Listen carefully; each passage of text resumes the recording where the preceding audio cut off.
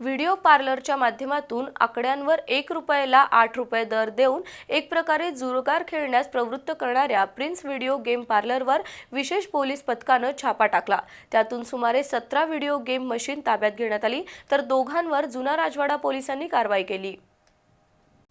Video पार्लरच्या माध्यमातून अनेकांना जुगाराचं व्यसन लागलंय। अशा प्रकारच्या व्हिडिओ पार्लरबाबत पोलीस दलाकडे तक्रारी आल्या होत्या। त्या अनुषंगानं पोलिसांच्या विशेष पथकानं कोल्हापुरात विविध व्हिडिओ पार्लरची तपासणी मोहीम सुरू केली आहे।